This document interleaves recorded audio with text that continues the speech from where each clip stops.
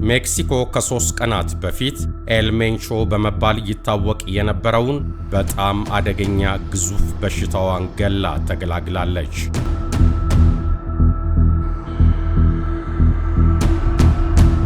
ምን ዋጋ አለው?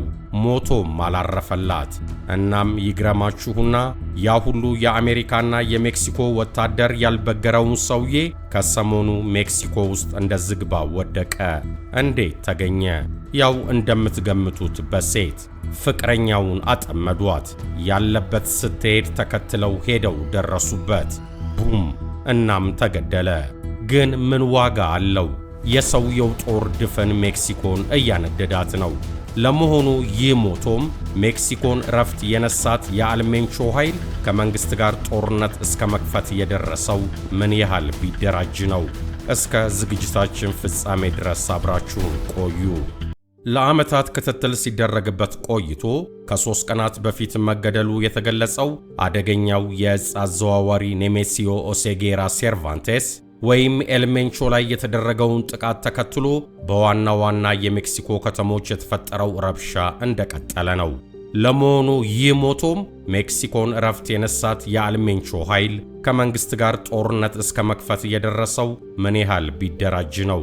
ኤል ሜንቾ በኮምፒውተር ዕውቀት እጅግ የመጠቃ ችሎታ ያላቸውን ሃከሮች በውድ ዋጋ በመቅጠርና የመንግስትን የሴኩሪቲ ካሜራዎችን ጠልፈው በጫካ ውስጥ ሆነው ከተማ ያለውን የጸጥታ ሁኔታና የፖሊሶችን እንቅስቃሴ መከታተል የቻለ ሰው ነው። በአሜሪካ መንግስት እገዛ በኤል ሜንቾና በሌሎች የዕፅ አዘዋዋሪዎች ላይ ከፍተኛ ክትትል ይደረጋል።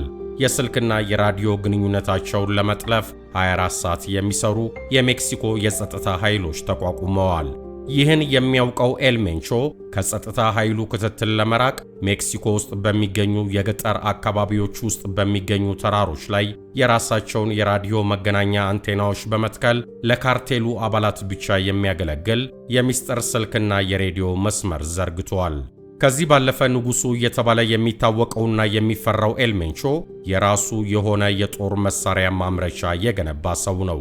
ግዛቱን ለማስፋፋትና ከመንግስትና ከተፎካካሪ ካርቴሎች በኃይል ልቆ ለመገኘት ሲል ባስገነባው በ3D ፕሪንቲንግ ቴክኖሎጂና በዘመናዊ ማሽኖች ባደራጀው በዚህ የጦር መሳሪያ ማምረቻና መገጣጠሚያ ፋብሪካ ውስጥ በሺዎች የሚቆጠሩ AR-15 እና ሌሎች አይነት አውቶማቲክ ጠመንጃዎች የሚመረቱ ሲሆን በእያንዳንዳቸው ላይም የራሱን አርማ ያተመባቸው ነበር።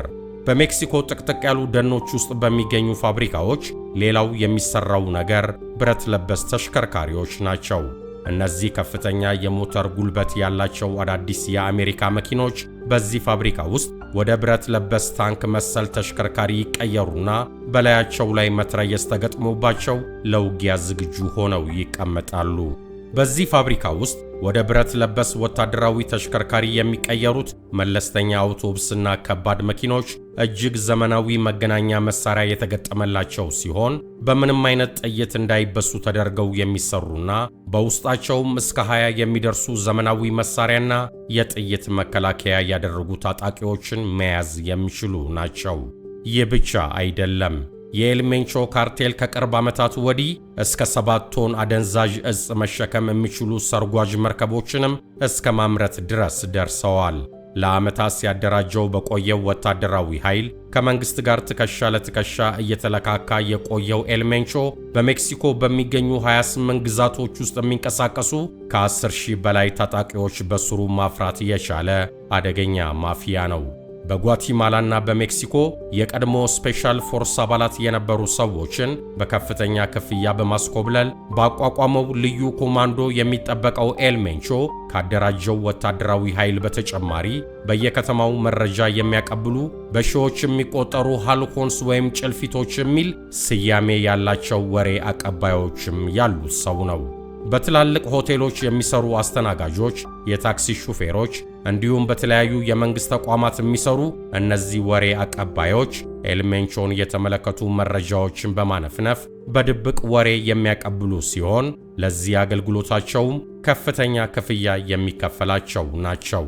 በቢሊዮን የሚቆጠር ገንዘብ ማካበት የቻለው ኤል ሜንቾ ምንም እንኳን ዋነኛ ገቢው ከአደንዛዥ ዕፅ የሚገኝ ቢሆንም ገቢውን ለማሳደግ ግብር እስከ መሰብሰብ የደረሰ አደገኛ ሰው ነው። በዚህም መሰረት እሱ በሚቆጣጠራቸው አካባቢዎች ያሉ ትላልቅ የአቮካዶና መሰል እርሻዎች በጥበቃ ስም በዓመት በሚሊዮን የሚቆጠር ግብር ይሰበስባል። እንዲሁም የመንግስትን የነዳጅ ማስተላለፊያ መስመሮች በመስበር በሚወስደው ነዳጅ በዓመት በሚሊዮን የሚቆጠር ገንዘብ ሲያገኝ ቆይቷል። በመጨረሻም በልዩ ኮማንዶ የሚጠበቀው 1000 ወታደሮችና 1000 መረጃ አቀባዮች የነበሩት አደገኛው ሰው እንደ አብዛኛዎቹ እጽ አስተላላፊዎች የኤልሜንቾ መጨረሻ አላማረምና በ59 ዓመቱ ከ3 ቀናት በፊት በሜክሲኮ ልዩ ኃይሎች ሊገደል ችሏል። ለመሆኑ ይህ አሜሪካንን ያንበረከከው አደገኛ ማፊያ እንዴትና እንደምን ተገደለ? የአሜሪካን የደህንነት ተቋም CIA፣ የአደንዛዥ እጽ ተቆጣጣሪ DEA እና ሙሉ የሜክሲኮን ጦር ለ15 ዓመታት ያህል እንዳይዙት አድርጎ ሲያርበደብድ የኖረው ታላቁ የድራግ ሎርድ ኤልሜንቾ የሞተው በጦር ሜዳ አይደለም። የሞተው በቅንጦት በተሰራ ምሽግ ውስጥ ወይም በሺህ በሚቆጠሩ ታጣቂዎች ታጅቦ አይደለም ወንድሜ። የመጨረሻዎቹን 24 ሰዓታት ያሳለፈው ኦንሊፋንስ ገለዋን ከምትሸጥ አንዲት የአዳር ቆንጆ ጋር ጫካ ውስጥ ባለች አንዲት ተራ ጎጆ ውስጥ ነው።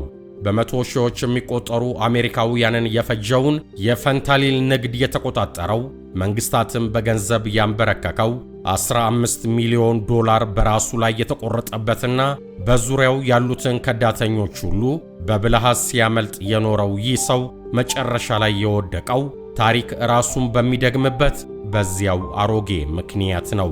በሴት በቅስበታዊ መዘናጋትና በስሜት መሸነፍ። እዚህ ጋር ልብ በል። የምዕራቡን ዓለም ያርበደበደው ትልቁ ማፊያ የተሸነፈው ፖሊስ ምርጥ ኦፕሬሽን ስለሰራ አይደለም። የተሸነፈው በራሱ ድክመትና በገዛ ስሜቱ በሴት ነው። ይሄ ለኛ የሚሰጠን አንጀታርስና መራር ትምህርት አለ። ራስህን መቆጣጠር ካልቻልክ ስልጣን፣ ገንዘብህና ጉልበት አያድንህም። አብዛኛው ወንድ ትልቁ ጠላቱ ውጪ ያለው አሊያም ሌላ ሰው ይመስለዋል።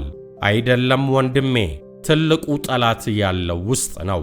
ያንተ ያልተገራ ስሜት፣ ያንተ የውሸት ኩራት፣ የሰዎች ጭብጨባና አድናቆት ፈላጊነት ብሎም ለጊዜያዊ ደስታ ያለ ስግብግብነት ነው። መቼም እንዳትረሳ፣ ወደ ላይ ከፍ እያልክ እያደግክ በመጣ ቁጥር ውስጣዊ ድክመቶች ይበልጥ አደገኛ እየሆኑ ይመጣሉ። በዚህች ምድር ላይ ትልቁና ጠንካራው ወንድ ሀገርን፣ ጦርን ወይም ሌላውን ሰው ያሸነፈ አይደለም። ትልቁ ወንድ የገዛ ራሱን ስሜቱንና ሱሱን ያሸነፈ ብቻ ነው። እናንተስ በርዕሰ ጉዳዩ ላይ ምን ትላላችሁ? ሐሳብና አስተያየታችሁን አጋሩን። ጨርሻለሁ። ዋሲውን ተስፋዬና ፈላስፋው ጭሰኛ ጽፈውት የዝግጅት ክፍላችን እንዳጠናቀረው በቸር ያሰንብተን።